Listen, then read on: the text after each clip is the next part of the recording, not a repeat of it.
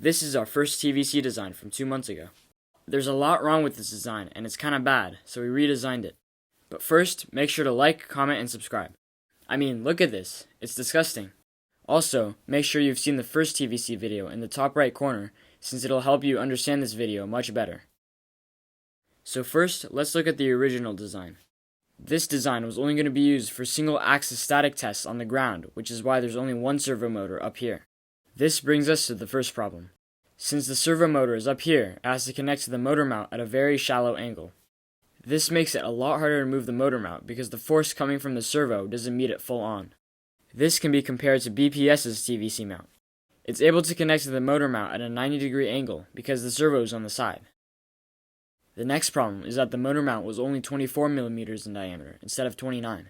This isn't really something bad, but if the motor mount could fit 29 millimeter motors, there are many more motors to choose from, plus we can still fly in 24 millimeter motors with an adapter. And while we're on the topic of motors, we've chosen to use the Aerotech G8, which is like the perfect motor for thrust vectoring. The G8 has an average thrust of only 6.5 newtons, so you get a slow ascent. Plus, it burns for almost 20 seconds. But there are a few problems with this motor that I can think of. The first problem is that the outside casing of the motor gets really hot since the motor burns for so long. We might have to start machining the parts out of aluminum instead of 3D printing with plastic to avoid melting. The second problem with this motor is, of course, the cost. On Apogee Components, which is the only website I've found that sells the G8, it costs $40 each, which is already a lot. But then you have to pay the hazmat fee, so it ends up being around $100 from one motor.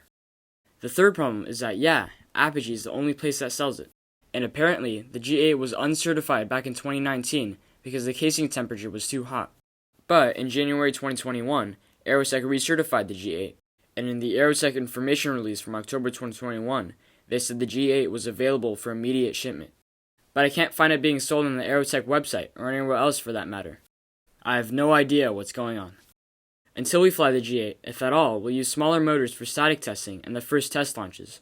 We're planning to use ST's E9s for the first tests. The reason I chose this motor is because the thrust level is very similar to that of the G8, and we get a 3-second burn time, which is pretty good. The E9, unfortunately, also comes with its own problems. First of all, they're actually out of production. I found one more website that still sells them, but once they're gone, they're gone. But why was the E9 discontinued? Yeah, hopefully we can be lucky and not have a Kato destroy our motor mount and all the electronics. The next problem with the original TVC design is that it didn't really allow for a smooth transition into a double-axis mount. There isn't really a place to put the second servo motor without redesigning the whole thing. So we took all these problems into account and redesigned the TVC mount. This is the new design.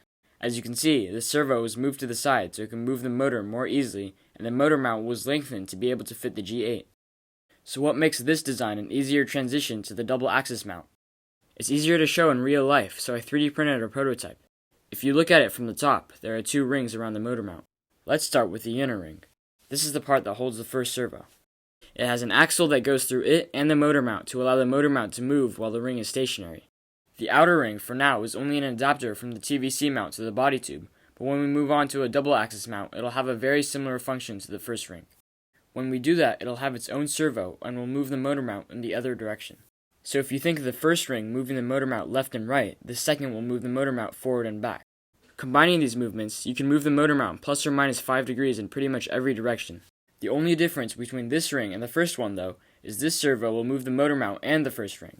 The first servo has to move with the motor mount in the moving direction of the other servo to still have control when the second servo isn't at 0 degrees. Since we now have a larger TVC mount, that means we'll need a larger diameter body tube, so we're switching from a 2.2-inch diameter tube to a 4-inch tube. I actually think this is better now because we don't have to worry about making everything compact and it gives us more space.